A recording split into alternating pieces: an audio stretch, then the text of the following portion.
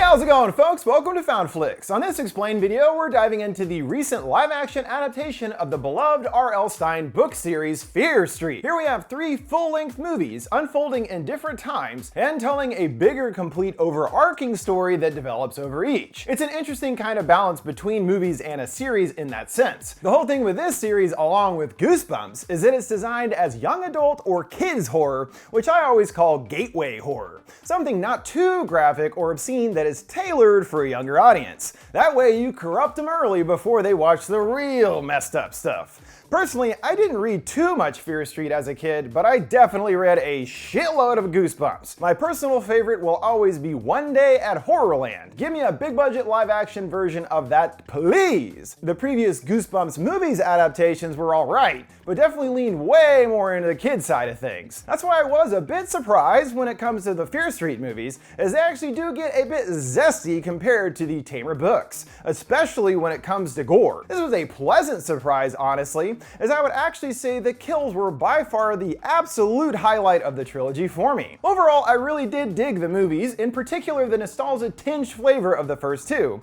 set in the 90s and late 70s respectively. There's boatloads of killer songs and homages to a ton of classic horror movies from these eras, and that's why for me, I personally enjoyed 78 the most. That era will always be my jam. When it comes to explaining the trilogy, the purpose of this video is to cover literally everything that is unveiled. It does get a bit complex as things develop, particularly in part 3 where we learn the truth behind the curse. And hopefully after this video, everything will come into focus in every regard. So let's check out the Fear Street trilogy, breaking down the story, including the truth behind the curse in Shadyside, just how the killers work, and explaining the ending that leaves things wide open for further entries. Finally, we'll see how it all connects to some very important aspects from the original books that could give us a glimpse of where the series is going forward. Our journey begins in 1994 at the paramount of 90s existence, the local mall. Heather is closing down for the night at B. Dalton's, rest in peace. It's a bit creepy there when empty, getting startled by the janitor Martin and another employee Ryan oddly clutching a blow-up doll. Walking away, a voice whispers his name, assuming that it was Heather, but she says it wasn't her. Waiting for him to give her a ride, a masked assailant appears and stalks her through the store. He does get her with a knife, but she's saved by a book. Her luck is short-lived, however, not making it out of the courtyard. Sorry, Casey, I mean Heather. She removes the mask, revealing it's Ryan underneath to her shock. Unlike the Ghostface killer, Ryan is quickly dispatched by the police. The news fills us in that he was quite a busy boy that night, 8 dead bodies having been found. Here is first established the dark and violent-filled history of the town of Shadyside, referencing many previous murder sprees at Camp Nightwing, a milkman that killed housewives in the 50s, and the Humpty Dumpty killer. All of this is traced back to a witch, Sarah Fear, who is blamed for starting the whole cycle of death. Meanwhile, its sister city, appropriately called Sunnyvale,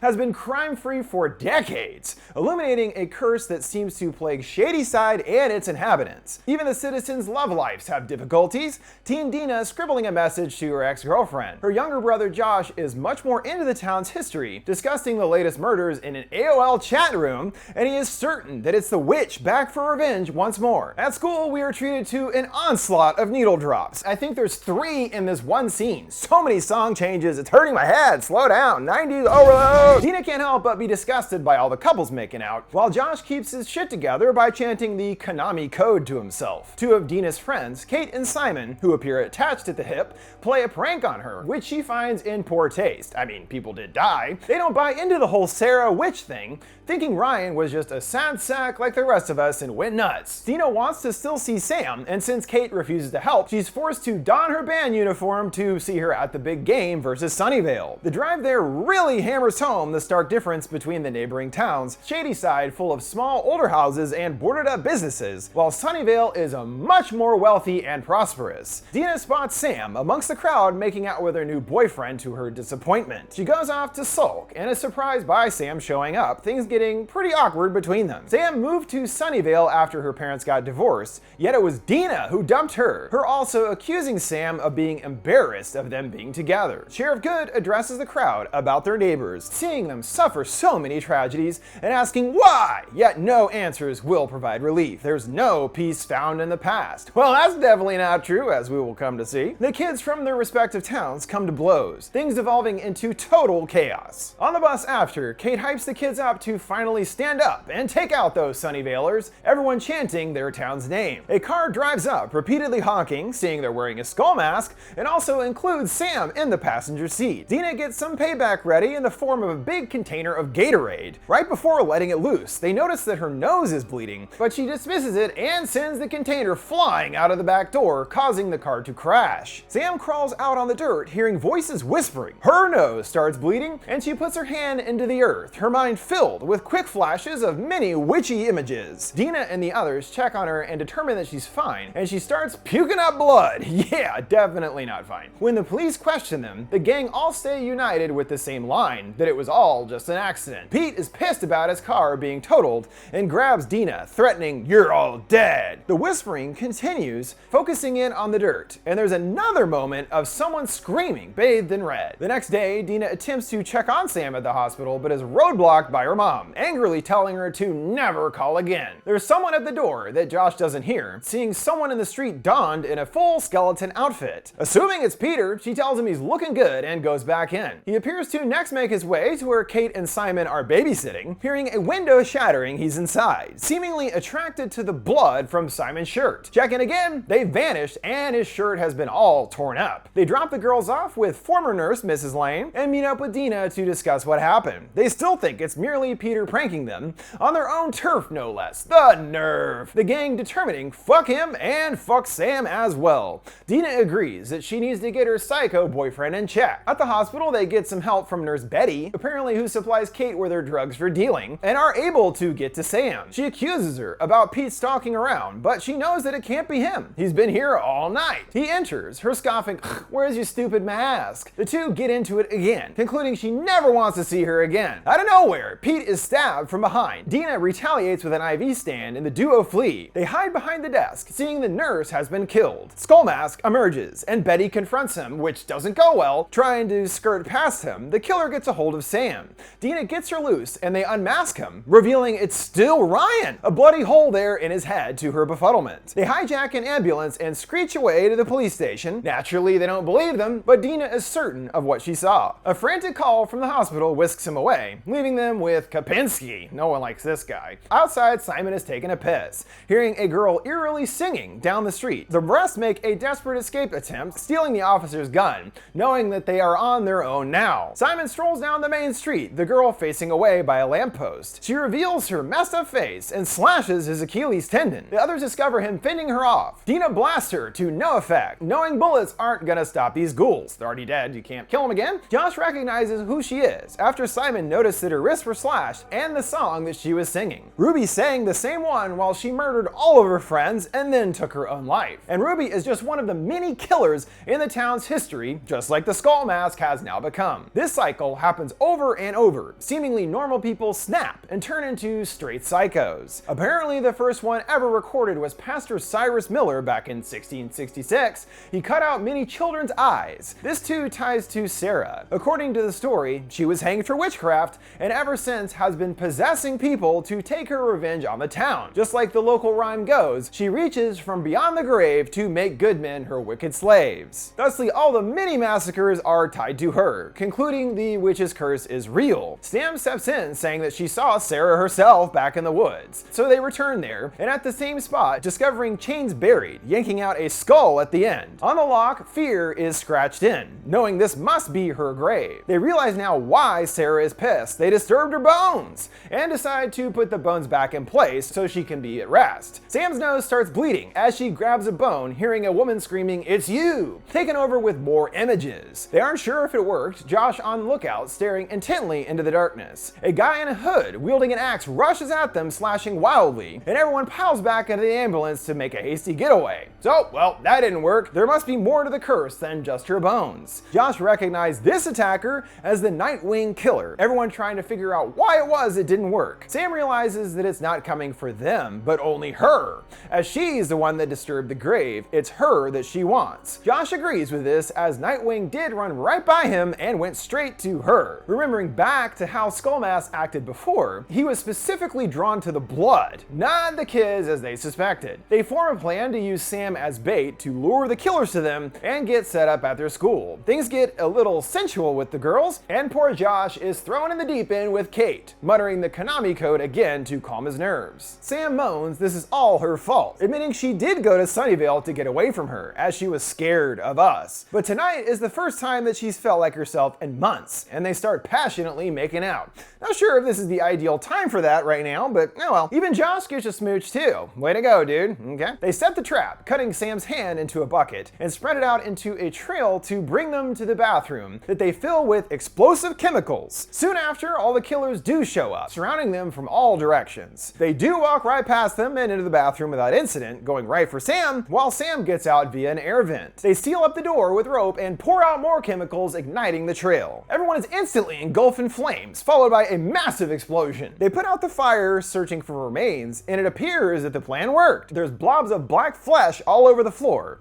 They begin to reassemble themselves. A hand forms and reaches out. So yeah, that didn't work either. They can't be killed in any traditional sense, which this makes clear. Running out of options, Kate suggests, well, everyone else died, so thusly Sam must have to die to stop things, and she actually agrees. Dina doesn't, however, the others holding her back as they throw her to the wolves. Another article about the past triggers something for Josh. There might be another way, as there was one survivor from the massacre at Nightwing, C. Berman, believing that she is the key, as she went through an experience just like Sam, seeing the witch and everything. Unfortunately, she doesn't answer the phone, forcing them to quickly explain the situation to her answering machine. Oh, answering machines, I remember those. Nobody even leaves voicemails anymore. The door about to give, a hand reaches through, and Josh gets him with a compass. Sam checks the story again, realizing C. Berman technically did die, but was brought back to life thanks to CPR. So she survived by dying, they determine, and they adapt their plan to kill Sam and bring her back to life, just like the girl. The kids hoof it to the grocery store for the setting of their next harebrained scheme. Simon knows from experience with his brother who OD'd, they will do the same thing for Sam. She will have to ingest all of them for it to work as intended. As far as bringing her back, they have a bunch of EpiPens that are essentially adrenaline and should shock her heart back to life. They all mark themselves up with her blood and split up, Simon offering a nice pep talk to Josh. He thinks that Kate is just being nice to him. He corrects that she isn't nice. She must actually see something in him, and he should see it in himself too. Now man up and check that exit, boy. Sam is worried that she might just die, but Dina is not gonna let that happen. She vows after all this, they're gonna go on a date, including some hamburgers, and listening to some Pixies. Sounds like a good time. But first, you gotta die, downing the first pile of pills. Ruby is the first killer to arrive, Josh hearing heavy footsteps behind him. About to take the next round of pills, Sam retches, foiling their whole plan. Skullmask appears behind them, but luckily Kate lends an assist with a makeshift flamethrower, and they carry a weakened Sam away. But you still gotta die somehow, and the girls decide to drown her in the lobster tank. Ruby makes it to Simon, pulling a razor on him, but he's ready, defending himself. Nightwing attacks Josh, getting his axe stuck in the shelves. Kate whaps Skullmask in the face with a muffin tin and gets stabbed deep in the gut, but she keeps furiously fighting back until he flings her down on a deli slicer that whirs to life, pushing her right into it, getting her head sliced into deli thin cuts. Again, easily the best and most gory kill in the entire trilogy, and also kind of sad. You're like, oh, I kind of liked Kate. Poor Simon is quickly taken out too, Nightwing chopping right into the top of his head. Well, that was certainly abrupt. She's still busy drowning Sam, all of the killers making their way out. Just then, Sam's mind is filled with visions, and she goes limp. The electricity buzzes, and all the henchmen vanish just in the nick of time. Josh retrieves the EpiPens, and they jab her with several, looking at first like it's not working, so they just keep jamming more and more in. Josh moaning, everyone is dead! Dina desperately tries CPR, and huzzah! It works! Sam chokes up water back to the land of the living. Everyone sighs in relief. It's all over. But of course it's not. There's still 2 more movies to go, you fools. When interviewed by Good, just as before, they all fib in unison. But as far as can be logically pieced together, Simon and Kate will take the blame for the murders. When asking if she's okay with that, Dina spits back no, but they're dead anyway. Poor Martin has been locked up this whole time and gets some help from Josh on the way out, tossing him a paperclip. Mrs. Fraser is waiting to get Sam, dismayed when seeing them holding hands. Hopeful to see her tomorrow, Sam considers her response, eyes darting. No! See you tonight, she says, and gives her a smooch. Haha, eat shit, ma. Even Josh is growing out of his shell a bit. He ordered himself pizza. Look who's a big boy now. Way to go. She then gets a call, at first hearing dead air. Then a woman's voice, surprised that she's still alive. It's C. Berman, and she's like, thanks for the great timing, lady. It's all over now. She urges it's never over. They might have stopped the killers, but they didn't stop her. We go underground to a ritualistic chamber of some kind and work down some rocks with names etched into it, including several known previous killers like Ruby and Ryan. Another one is then scratched in. Sam's name. Uh-oh, now she's gonna turn all killery too. She's there in the room, a fly buzzing around her. Dina looks down, seeing she's been stabbed and plummets to the ground. Josh is preoccupied with his chat, hearing bangs from above, the girls beating the absolute hell out of each other. Sam roars and lifts the knife, and Josh's bubble is finally burst. Dina puts a hand on his shoulder, turning back in surprise to his injured sister. There's blood everywhere upstairs, seeing a convulsing, growling Sam tied up with a phone line. Dina growls, we have to get her back. They are now in even more dire need of help, and there's only one place to go, C. Berman's. She appears to live a quite structured life, with alarm clocks all over the dang place, and probably doesn't go out much, seeing her calendar is marked for each day since Nightwing. Today, number 5,937. She whips together a lovely dinner of Stouffer's and Jim Beam. Gourmet. The kids show up and search the perimeter, and whoops, she forgot to lock one window, letting them easily sneak inside. They explain who they are, Berman gasping, then why the hell did you come here? They show her why, opening the trunk to a deranged Sam, still flipping out. She initially orders them to leave, but Dina begs that she loves her, and she can't help but cave. After locking Sam up in the bathroom for safekeeping, Berman spins the tale of just what happened back in 1978 at Camp Nightwing. July 12th, the first day of camp. Her voice breaks. 1 week later, my sister was dead. Things never seem to change in the long-standing rivalry between the towns, young Ziggy being chased down by some Sunnyvalers declaring her to be a witch. They tie her up to a tree, and not just any tree, the very tree that Sarah was supposedly hanged from. They start to singe her arm, and luckily are caught by Nick and another dude, telling his brother to let her down or he'll tell mom. Nick, of course, being a young sheriff good, along with his brother prior to becoming mayor of Sunnyvale. Nick follows after, asking for a thank you, and quickly getting how abrasive and rough Ziggy is, she sarcastically thanks the King of Sunnyvale for rescuing helpless little me, and gives him the bird and stomps off. Well, she certainly doesn't dig any shit. Her sister Cindy seems like the complete opposite, a tightly wound goody two-shoes. She and her beau Tommy are cleaning up some odd red moss in the outhouse, and she inevitably gets some honor and loses it, him chuffing only she would get upset getting dirty cleaning an outhouse. She suddenly realizes two counselors are missing their duties, coming to them in the middle of banging, Alice being quite casual about it. She tasks them to get to cleaning, but they aren't willing to do any more shit jobs, offering that if she gets them some good drugs from the nurse, they'll do anything that she wants.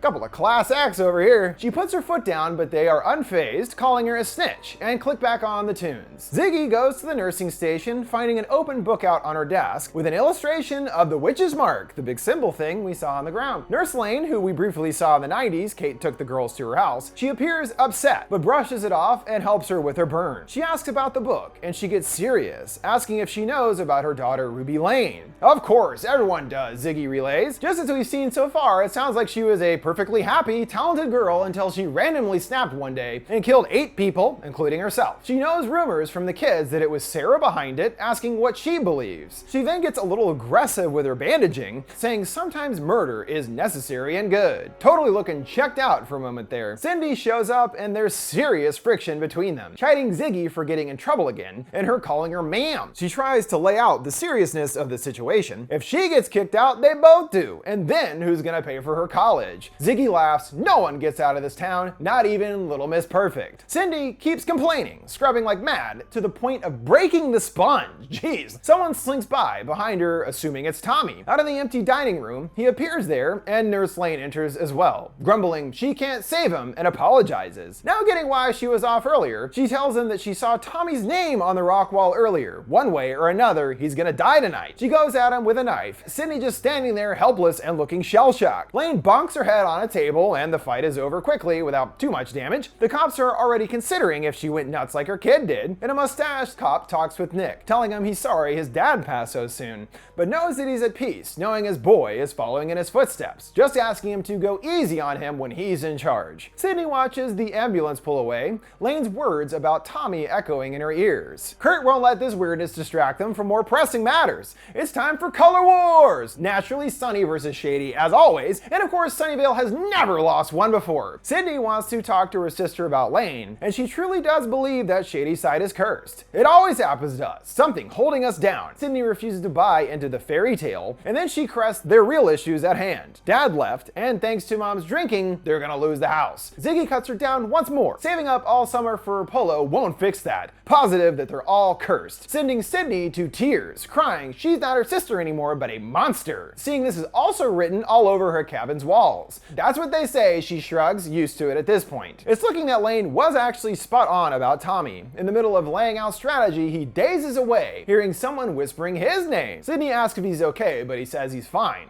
Good, because she needs his help getting a key to the infirmary, and they bust in to search the place for some insight into the nurse's odd behavior, perhaps drugs or something of the ilk. They do find some evidence of this, a mystery container of pills in her drawer. They're then drawn to the book, reading that Sarah cut off her hand on Satan's stone for eternal life, which scarred the area with the mark, spreading darkness across the land. Alice and Arnie show up also looking for drugs, and they grab the book away from them, Alice reading mockingly from it. One hand lost forever, without it the grip on the lands hold firm. The curse will last until body and hand unite. Oh, there you go, you need the hand too. They also discover a map of the camp with markings all over it, including the word 1666 Union, which is what Shadyside was called before the town was divided. The camp was built on the same land as that original settlement. Down in a corner is written Sarah Fear, along with a bunch of different X's. Curious what it means, Alice and Artie decide to find out for themselves. They come to the spots from the map, Alice falling right into a hole, realizing Lane must have been digging for Sarah's missing hand to stop the curse. Sydney still not believing it's real. While rocking a piss, Arnie stumbles upon what he thinks must be the witch's house, another hole right out front. Sydney is ready to leave, but not Alice, climbing right down into the hole. When surveying things down there, someone must have been here recently.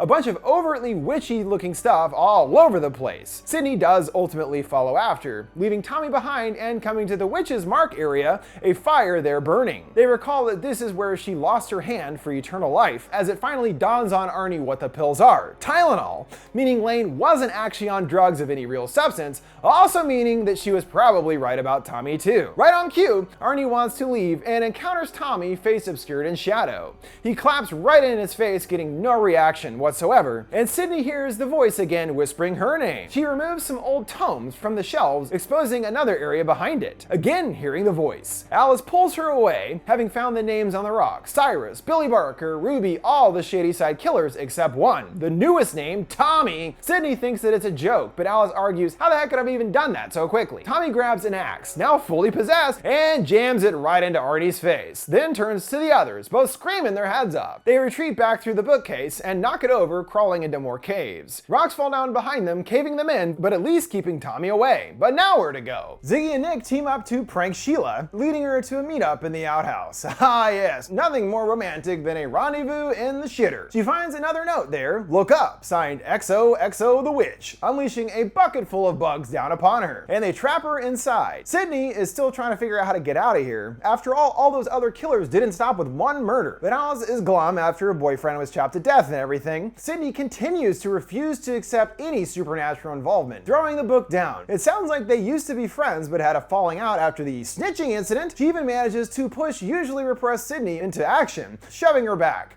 Alice is pleased. That's the Cindy I know, she smirks. She leaves to find another way, Alice shouting, "Don't come back!" That doesn't last long as Sydney winds up going in a circle. Looking back at the book, they figure out that the symbol itself is a kind of map of the caves. Up above, Tommy has gone full-fledged Nightwing killer. One poor kid, Jeremy, tries to handle some captured players and tries to be a big boy, although he's made a fool of by the Sunny Dicks. Well, maybe not cut out to be the jailer there, Jeremy. Tommy gets his next kill, brutally slaying the boy. It's always a surprise when movies go there, so kudos for that. Ziggy and Nick are starting to show some sparks, with him opening up about the pressure that he feels having a kind of preordained life. His dad was the king of Sunnyvale, and now it's up to him to fill his big shoes. The future of the family depends on him. He appears to be struggling at least somewhat with his destiny, feeling that's not what he wants. He likes Stephen King. He likes the weird girl from Shadyside. They are stopped by screams, coming to the remnants of Jeremy, including a shattered Spax. Put the hormones on hold, kids. There's a killer on the loose. The counselors try to wrangle up all the kids in the mess hall, knowing they're missing at least 30 still. They divide up to scour the cabins, while the other girls confront Ziggy about Sheila's whereabouts. She remembers leaving her in the turlet and goes to let her free. Alice and Cindy continue to navigate their way through the caves, coming to an area area covered in a similar black goo that makes up those henchmen. They come to a heaving, beating mass, a giant dark heart with flies buzzing all around it. Alice hears her name and touches it, flashing back through the many Shadyside killers. This causes her to see them all around her, and she randomly slips, breaking her leg quite painfully. As for where the killer strikes next, it's at a surprising hookup. Douchey Sunnyvaler Kurt and weirdo hippie shady chick Joan. Once finishing up, he's already hardlined like, "Don't tell anyone about this." Get over it, dude. Joan gets dressed and is blessed to find a doob in her pocket. Somebody's sneaking by the window outside. While he's preoccupied taking a shower, Tommy takes her out. So much for intertown relations. Could have really had something going there. And connection across the classes. Yet alas, it was not meant to be. Sydney finds an injured Alice, breathlessly explaining that she saw all the killers, and she's next. Sydney can't help but finally accept what's been in her face the whole time. The cave was alive, dude. Tylenol can't do that shit. She also knows now what she fought so hard to reject, that she wasn't different than any of the others, even though she thought she could beat it, but couldn't escape Ziggy, always there reminding her about the truth of the town. They are cursed. Now she finally knows that she was right all along. Fortunately, they come across the moss from the outhouse, knowing that they're close to getting out of this labyrinth. Tommy makes his next strike upon a group of clueless campers, the other side's jail. Plunged into darkness, they keep lighting a match, and after another one is lit, Tommy is there behind him. Now we don't see what happens, but the sounds make it quite apparent he's cleaving them to bits. The sisters have a kind of Goonies moment as they come across the red moss. They can actually see them through the toilet above. Nick arrives at the aftermath of the massacre, blowing chunks immediately at the grisly sight. And Kurt is surprisingly alive, having found Joan dead. They devise to get everyone back to the mess hall, and after 15 minutes, load everyone in the bus to get them the hell out of here. They do attempt to send Alice up in a bucket to the surface, but Tommy ruins everything, decapitating Gary. The rope goes slack, sending Alice down along with his headless body. Ziggy runs for her life and happens to bump into Nick, and again, perfect timing for some more flirting, right? Yes, of course it is. The children are dead. Let's go make out in the craft room. She asks again about the curse. Does he believe in it? He says he does, insisting that he's different than all the others. Before he can elaborate, Tommy descends upon them. He grabs Ziggy's hair, dragging her across the tables. Nick pushes her out of the way, getting a slash on the thigh, shouting for her to run. She makes it to the front gate just in time to see the bus pulling away. Hey, at least Kurt was good on his word. Thanks, Kurt. Not so good for Ziggy, though, as Tommy emerges from the shadows nearby. In the cave, Cindy is getting hopeless, and this time it's Alice that inspires her to keep going. The witch made the tunnels right. There must be another passage. As she emerged by the meeting house, which is now the mess hall, it could be another way out. Alice wants to stay behind, thinking that she'll just slow her down, and her nose begins to bleed. Remembering from the book, this means that the witch is near, filling us in on why it happened in '94 to the girls. They do, as hoped, find a metal grate leading right into the mess hall, and just then Ziggy enters with Tommy hot on her tail. She cranks the radio up high to cover the sounds, and Tommy enters. Sydney is able to kick the screws loose, while Ziggy hides in the dark. She sneaks up, about to get the jump on him, but the music cuts out, exposing her. She stabs him in the chest, choking her back in return. She stuffs a potato sack over his head, holding it tightly to strangle him. Or really gives him a sweet new accessory, now resembling sackhead Jason from Friday the 13th Part 2. About to chop her good, Cindy gets him in the back. She takes a moment of longing remembrance before getting him a few more times. And she didn't freeze up like last time. Way to go, Sydney! Also in all the mayhem, the sisters are able to bury the hatchet, vowing to never let anything pull them apart again. So that's nice. They're surprised to see Alice climbing her way out of the hole, and she informs them that she found Satan's stone, meaning she also found Sarah's long missing hand. Thanks to this, they can unite her hand and body to stop the curse, if the legend holds up, that is, and her body is still buried by the hanging tree. Not, we know that because of '94. Ziggy grabs her hand and her nose starts bleeding, flooded with the same witchy images. I saw it, she stammers, knowing they gotta bury this thing lickety-split. The heart begins to beat more rapidly, and black goo emanates out of it, creating a more human form from it. The names on the wall start to bleed, including Tommy, seeing his fingers start to twitch. The evil is calling forth its henchmen once more, now understanding that they emanate directly from this heart and source of evil power. Now that Tommy is dead, just like Ryan, he is resurrected as one of Satan's own. Now it's Alice's turn to spill her guts, opening about her family life and her mom stealing so that she could eat. Tonight she feels full of purpose for once in her life, asking to see this through. They all nod in agreement for Shadyside. As usual, when someone really starts burying their emotions, Tommy emerges and slices her. Sydney goes at him with a shovel to the neck, growling, "Why won't you die?" until decapitating him. They then hear the telltale tune of Ruby on the scene. She climbs out, still still covered in goo, wisely deciding to make a break for it. The sisters arrive at the burial spot and start digging frantically, but there's already problems. The butcher kid and other ghosts on their way to hunt them down. They hit something in the earth, a rock with an unfortunate twist. Written on it, "The witch forever lives. The body isn't here as they were hoping." Man, nobody's plans work out in these movies. With no idea of what to do now, the henchmen have them completely surrounded. Sydney pleads to let her sister live, and knowing since she bled on the bone they're after her, she pushes her away. She bobs Tommy with the shovel, and he knocks her to the ground. Ziggy runs right into another killer and gets stabbed. The sisters are forced to lie next to each other as they are respectively stabbed and slashed mercilessly. She gurgles, "Nothing will keep us apart." "Never again," Ziggy responds. They both succumb to their wounds. The sisters' arms motionless, just inches apart. I guess it was supposed to be a twist or something, but now we know that older C. Berman is Christine. So, C. Berman, I guess she dyed her hair at some point. Anyway, thanks to Nick giving Ziggy/Christine CPR, he was able to bring her back to life, as well as ultimately her surviving the massacre in a kind of fluke. Ziggy asks for her sister, and Nick is silent, seeing her covered up on another gurney. She cries. She sacrificed herself for nothing. She went on to tell the truth about what happened, but no one ever believed her. Just like the kids in the 90s, the truth was always not the same as the cover story. As for Nick, Ziggy thought he was different, but he too towed the town's party line. As we know, he has his own grander destiny to fulfill. And as expected, from the grocery store, the whole thing is pinned on a suddenly unhinged Tommy. Case closed. Another regular guy that went cuckoo and killed a bunch of people. She laments that for one night, they thought that they could end it, but now knows there is no end. Hold on though, because our kids in 94 found the body, and now they got the hand. Weirdly, the hanging tree is now a centerpiece at the Shadyside Mall. Josh and Dina dig at the dirt, encountering the same red moss from 78, and do unearth the hand still there. Dina's nose starts to bleed, meaning the evil is nearby. She's undeterred, placing the hand with the other bones, images of her friends flipping by as she does so. "I got you, witch," she triumphantly declares. "It's over!" Once attaching the bones, she sees more blood red images, and Sarah standing over a water trough. Dina becomes Sarah, blasted back to, you know where, 1666. It's like a quantum leap situation specifically, where you're seeing through someone else's eyes.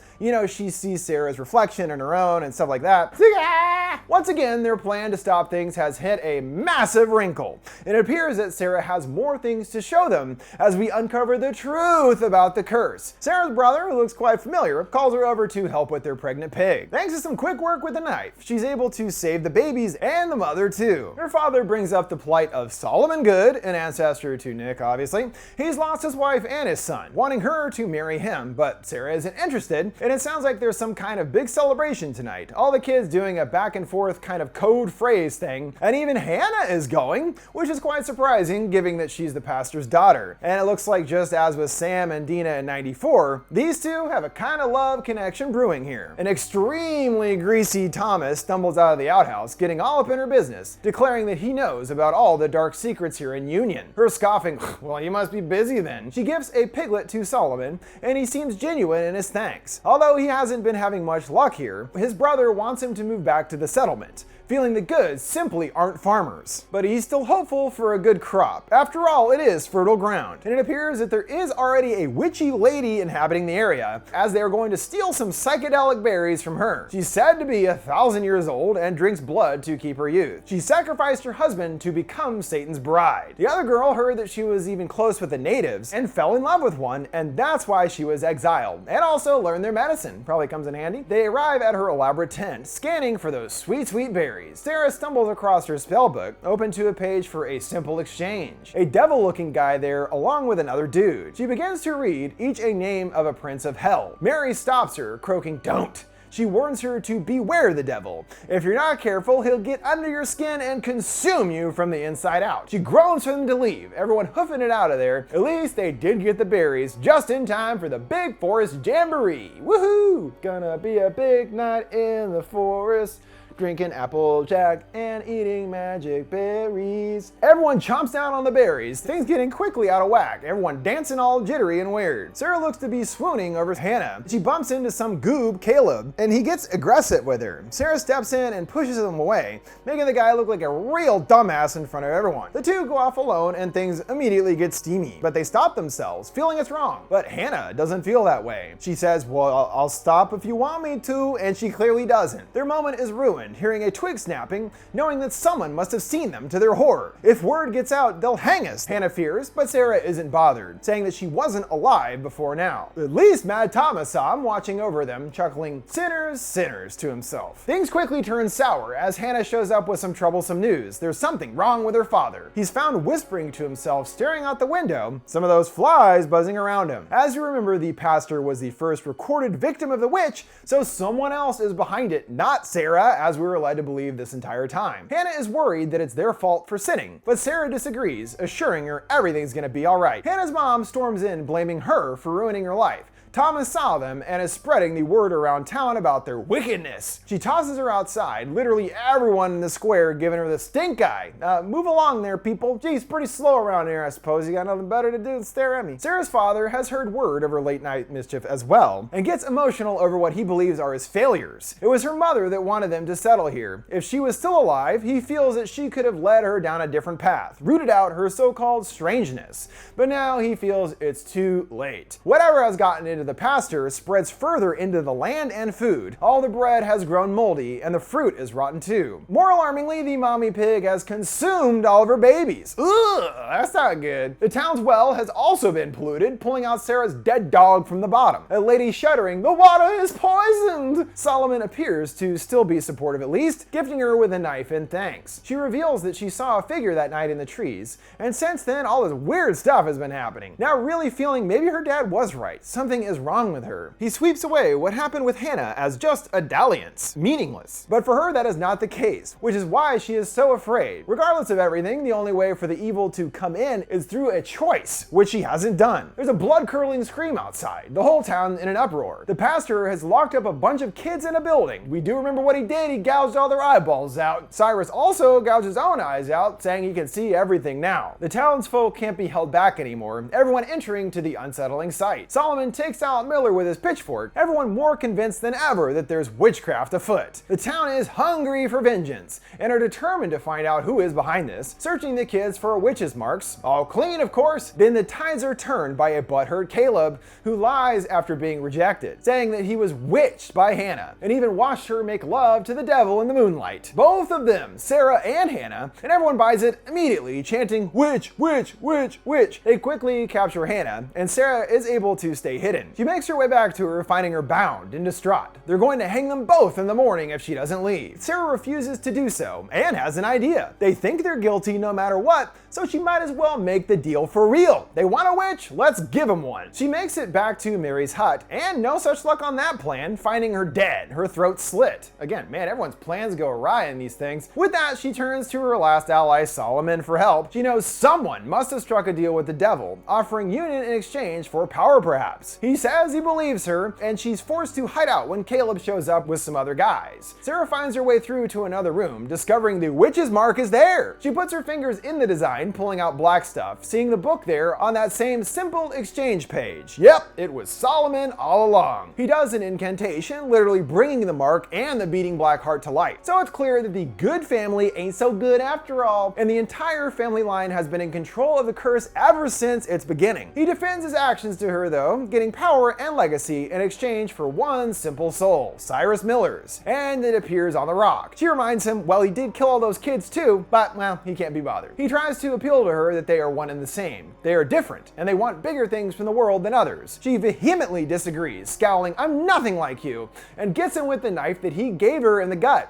Thanks for the present, pal. She ends up at the spot that leads to the outhouses in the 70s, and as her hand was found there all that time later, we see what goes down in the flesh here. Solomon attacks her, and she holds up her hand, stabbing right into it, and finally brutally severs it completely. Major youch. She manages to get outside and finds Hannah, smiling for a moment. Doesn't last long as Solomon grabs her, proclaiming that he found the witch. It's time for the big hanging, and Sarah selflessly takes all the blame for everything, and just like that, Hannah is set free. Sarah damns Solomon in her final moments. She will be his curse, following him for eternity, whatever it takes to make the truth come out. After she's gone, the girls think that she deserves a more proper proper burial and move her somewhere else so no one can know where she is, carving in fear into the lock. They also leave the rock behind with the note about the witch living forever. Red moss grows from her grave, taking over after some time. Sarah continues threatening him beyond the grave. Everything you take, everyone you harm, will feel the grip of my hand, and I will show them what you've done. Now we really get that Sarah was completely innocent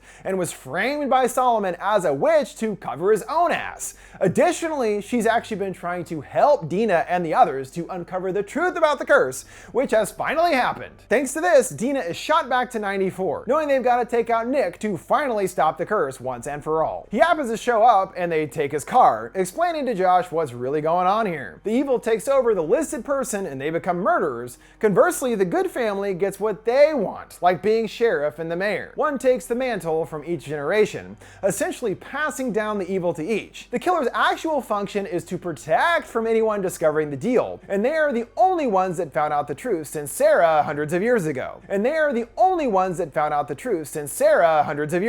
That's not good for them, however, as now they know the killers are going to work overtime to get them. The heart starts to really pulse now, another form being created. They fill in Ziggy on the details about Nick's true self. Her aghast, she just called him thinking he could help. Whoops. And the siblings enlist Martin's help. Quite easy to do so, asking if he wants to help kill the sheriff, and he's like, yep, I'm in. Since he's familiar with the security at the mall, the plan is to lure all the killers in with her blood and lock them up in each of the stores. Once Good gets there, they'll douse him in her blood, so the killers will go after him. We get another big speech from Dina this time about how Shadyside has been for so long, for Sarah and for us. But that's bullshit. Just because we're different and weird, you can't treat us like we're nothing. It all ends tonight. They all lie in wait, and other officers get there first. Kapinski is immediately annoyed seeing Martin, ordering them to drop their weapons. Doesn't do much good. He gets an ice pick in the back and tries to shoot them to no effect. They are able to trap each killer without a hitch. They count that they have 4 so far, noticing things suddenly getting quiet. The killers all standing at their gates. It's him, Ziggy knows. They say, you don't have to do this. Her heaving in response, yes, I do. She waits for him by the hanging tree, him confused by what she's doing here. Tag, you're it, she tells him,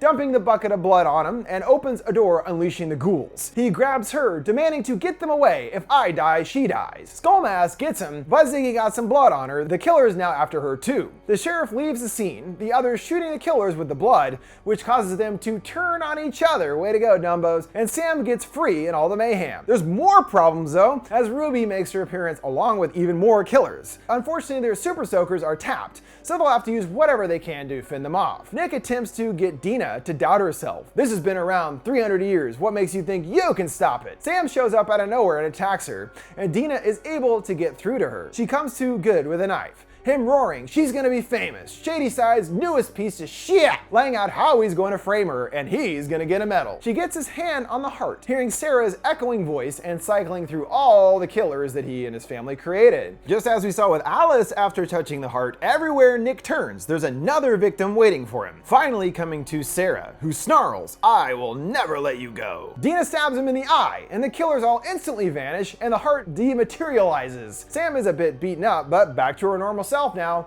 giving one last look to Nick's body. On the rock, the killers' names are all undone, and the mark fades away into the earth. The girls make it out, ending up in the Good swanky abode, seeing a family tree there extending forever, all emanating from Solomon, the real source of the problem, but again, they kept the thing going. They step outside, and someone pulls out from their driveway, instantly plowed into by a garbage truck. This is our first time seeing something bad befalling a Sunnyvalian. This lets us know with certainty that the curse is broken, as they never had anything bad happen here. On the news, they discuss things are not all good in Sunnyvale for a change. Nick was found to be a serial killer, yet supposedly the family had no idea. Sure, I'm sure they had no idea whatsoever. That's really believable. Regardless, everything seems going well for our survivors, and where the heck are these kids' parents anyway? Ziggy visits her old pal Nurse Lane, returning her journal after all these years and giving her a warm hug. So at least both do get some kind of closure, but of course nothing will bring back their loved ones. Dina drops Josh off at school, where Martin is hustling, selling stuff out of his truck, including a CD player. The kids wonder who the heck would want one of those things. Another girl chimes in saying, you need SSD. She signs Josh's cast with her username,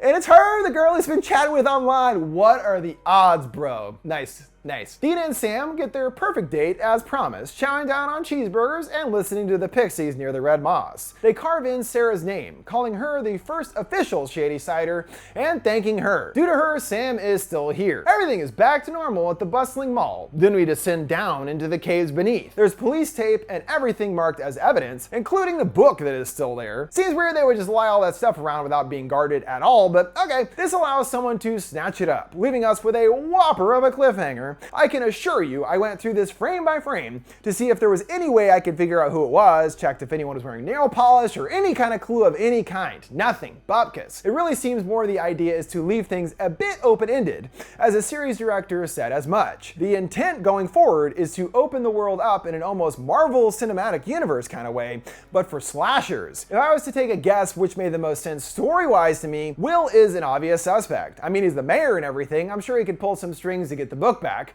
Then it would be as easy as doing the incantation again, restarting the whole cycle all over again. Which brings us full circle back to the books and which sections of the originals that were adapted into the series. Right, so there's over 50 books in the Fear Street series, and most are standalone with a couple sequels sprinkled in there. But then there's the Fear Street Saga spin-off that specifically dives into Shadyside and how it came to be, along with its own curse. It too began in the 1600s, featuring the goods, fears, and false accusations of witchcraft. It was the fears that falsely accused the goods, and some of the family were burned at the stake. In turn, they were cursed by the good family as payback for what they did. This initial incident sets up a long-running rivalry between the two families over many years. Even the name of the street comes from the Fears. When they first moved to Shadyside and brought the curse with them, they changed their name to distance themselves from their past, changing it to F-E-A-R, where we get the name of the street from. Since there aren't any Fears left in the movies, maybe Dina, Josh, and their future families become the longtime enemies of the goods. Really, they could do all kinds of different stuff.